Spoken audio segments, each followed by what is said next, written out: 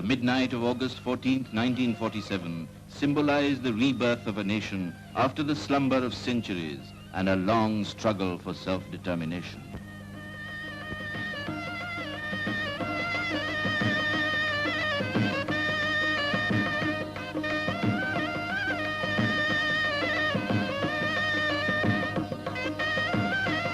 The Constituent Assembly paid a tribute to Mahatma Gandhi, the architect of Indian freedom, and assumed power for the governance of India.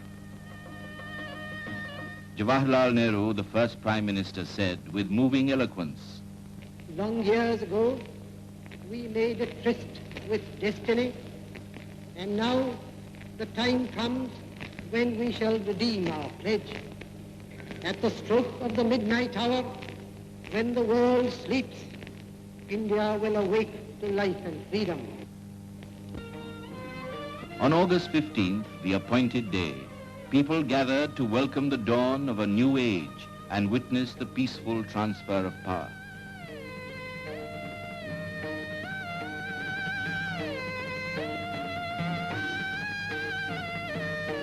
Lord Mountbatten became the first Governor-General of the Dominion by the will of the sovereign people of India.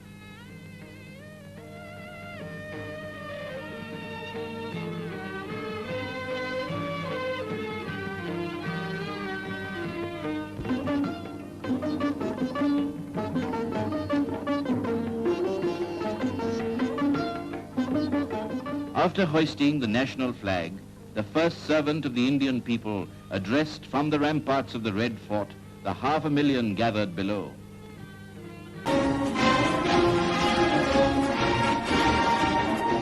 In March 1947, Earl Louis Mountbatten and his wife Edwina arrive in New Delhi. The great-grandson of Queen Victoria and second cousin to George VI, Mountbatten brings a regal presence to the drama of India's independence. As the last Viceroy, he bears responsibility for India's fate. 2nd of April, 1947. I have now completed my first week in office. I should like to be able to paint an encouraging picture of my first impressions, but feel it would be misleading if I did so. The scene here is one of unrelieved gloom. At this early stage, I can see little common ground on which to build any agreed solution for the future of India. The only conclusion I have been able to come to is that unless I act quickly, I may well find the real beginnings of a civil war on my hands.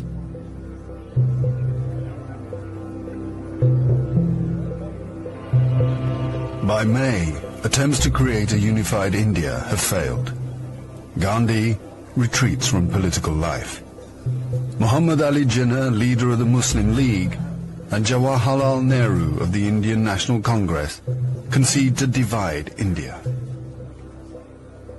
Fearing a total loss of control, Mountbatten brings forward the transfer of power to August. Two nations will be created by partition, a secular India and a new homeland for India's Muslims, Pakistan. Nehru addresses the people of India.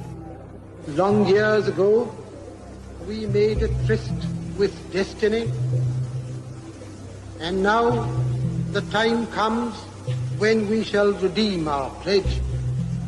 At the stroke of the midnight hour, when the world sleeps, India will awake to life and freedom.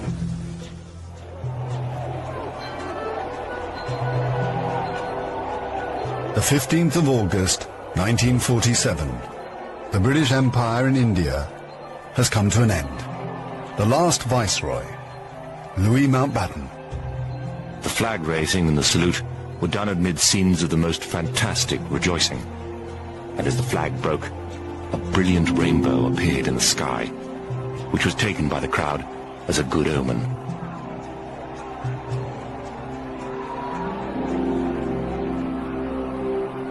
Qasim Muhammad. On the 15th of August came freedom.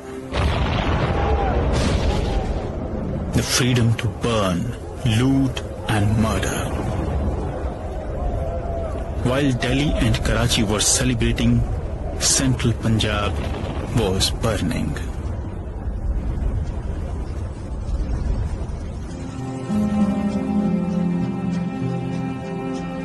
Between August 1947 and March 1948, 4.5 million Hindus and Sikhs are forced to migrate from Pakistan to India. 6 million Muslims must move in the opposite direction. Britons and Indians witnessed the bloodshed. Shahid Ahmed. It is a battleground. People have gone mad.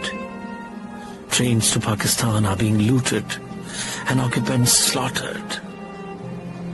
We all knew that carnage was in the offing. So did Mountbatten. The British Empire, which tried to build India over centuries, can never live down this great tragedy.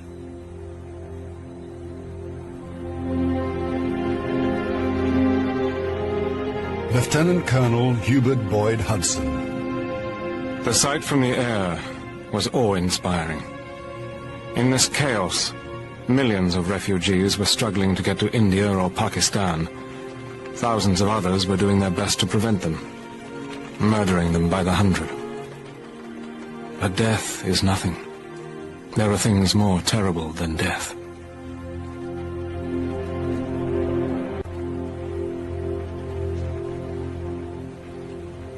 "10 million people are displaced in the partition of India. 1 million are dead."